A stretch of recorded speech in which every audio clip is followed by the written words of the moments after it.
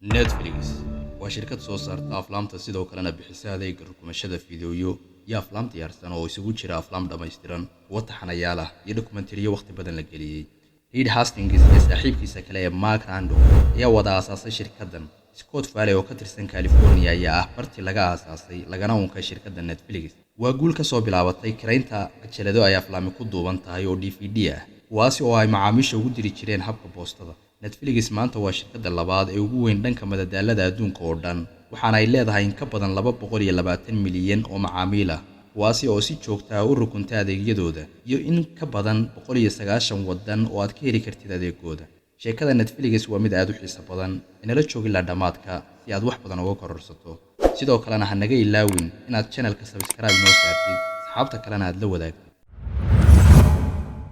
Netflix waxaa la aasaasay 29 August 1997, waxaana wada sameeyay Reed Hastings iyo Mark Randolph. Fikraddan ayaa ka timid Reed Hastings kadib markii uu filim DVD ah ka kireystay shirkad waqtigaasi karayn jirtay aflaamta oo lagu magacaabi jiray Blockbuster.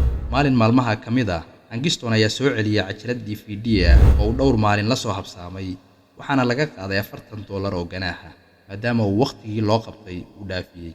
ganaaxaasi kadib Hastings waxa uu ka fikiray sidii uu ku samayn lahaa shirkad karaysa aflaamta oo ka wanaagsan Blockbuster. Hastings fikraddii waxa uu la wadaagay saaxiibkiisa Mark ayaa isaguna waqtigaasi aad u daneynayay inuu sameeyo shirkad buugaagta si online ah u iibisa si uu ula tartamo Amazon oo iyana xilligaasi buugta ku iibin jirtay qaab online ahaana. Fikradahoodii isma aysan diidin oo aad ay isugu soo dhawaadeen, waxaana ay go'aansadeen inay aflaamta DVD-ga ku duuban ay online ahaan u iibin karaan iyagoo adeegga ku diraya boostada macmiilka. Intaa kadib waxa uu tartan xoogani ka dhex bilaabmay Netflix oo ahayd markaa shirkad suuqa ku cusub iyo Blockbuster oo suuqa gacanta ku soo haysay muddo dheer. Netflix waxa hal mar soo waajahay laba xaaladood.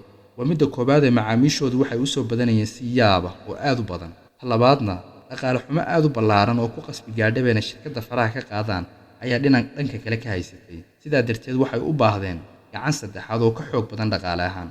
balse aakhirkii go'aan waxay ku gaareen madaxdii Netflix inay shirkadooda saami ka siiyaan una soo bandhigaan Blockbuster. Balse madaxdii shirkadaasi u sarreeyay ayaa si jees ah ugu qoslay, waxaanu noqday qosol taariikhda galay. Waana halka sirta guusha ee Netflix ay ka soo bilaabatay. Intaasi wixii ka dambeeyay waa taariikh aan la iloobi doonin oo meel ku qoran.